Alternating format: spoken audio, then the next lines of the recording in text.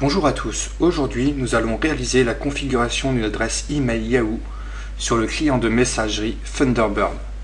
Pour cette configuration, nous aurons auparavant créé une adresse email Yahoo et téléchargé le fichier d'installation de Thunderbird. Rendons-nous tout d'abord sur le site de Yahoo. Un nom d'utilisateur et un mot de passe nous sont demandés. Nous remplissons ces différents champs et nous nous connectons.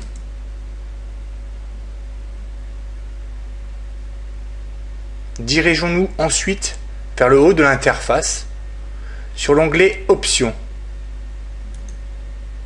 Option Mail. Dans la partie gauche, nous recherchons la ligne Accès POP et transfert. Nous cliquons dessus. Nous regardons maintenant si le bouton Autoriser les accès POP à votre mail sont bien cochés. Si c'est le cas, il n'y a plus qu'à valider.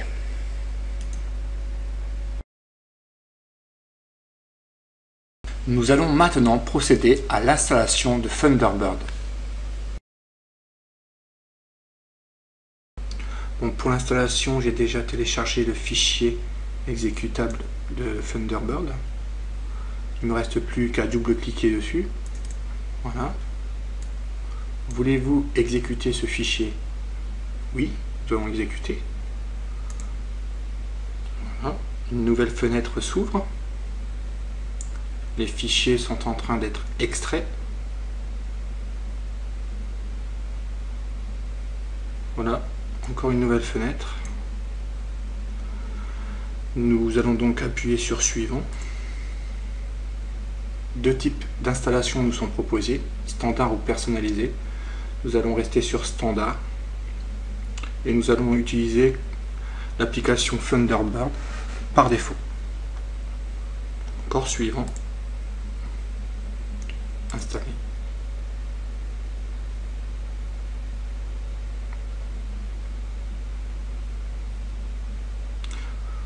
Voilà, l'installation de Thunderbird est maintenant terminée. Il ne nous reste plus maintenant qu'à appuyer sur le bouton Terminer pour lancer le logiciel Thunderbird. Nous allons maintenant créer un nouveau compte. Pour cela, cliquez ici sur Créer un nouveau compte. Il nous faut maintenant remplir les différents champs, vos noms et prénoms, adresse électronique et mot de passe.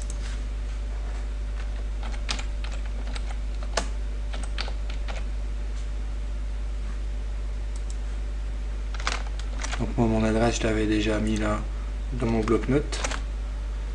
Mon mot de passe. Voilà.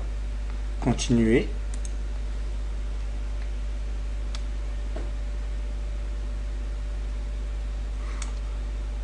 Un des avantages de Thunderbird, c'est qu'il récupère tous les paramètres de connexion dont il a besoin grâce à une base de données DFAI. Voilà, on peut observer ici qu'il a bien trouvé tout ce dont il avait besoin. Il ne nous reste plus maintenant qu'à finaliser le compte en cliquant sur Créer le compte. Voilà, nous pouvons observer sur la partie gauche que l'adresse email a bien été créée. Nous pouvons maintenant aller vérifier les paramètres du compte. Il nous suffit de cliquer sur cette ligne, voir les paramètres pour ce compte. Voilà. Donc il nous suffit de cliquer sur les paramètres serveur par exemple. Et là nous pouvons observer les différentes données comme le nom du serveur POP, son numéro de port et la sécurité de connexion. Ensuite, nous pouvons nous rendre sur le serveur sortant SMTP.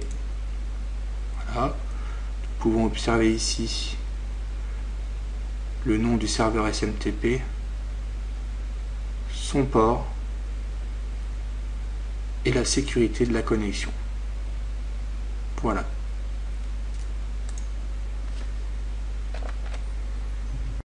Nous allons maintenant vérifier le bon fonctionnement de notre adresse email en envoi et en réception. Pour cela, nous allons créer un nouveau message. Donc nous orientons en haut de l'interface sur Message, Nouveau message. Nous remplissons ici l'adresse email, le sujet, test,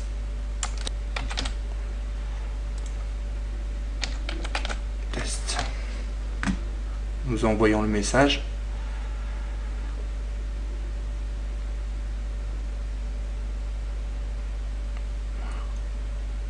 Message envoyé, nous regardons, le message est bien envoyé.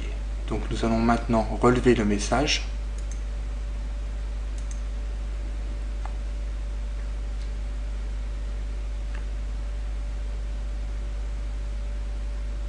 Voilà, regardons ici en bas.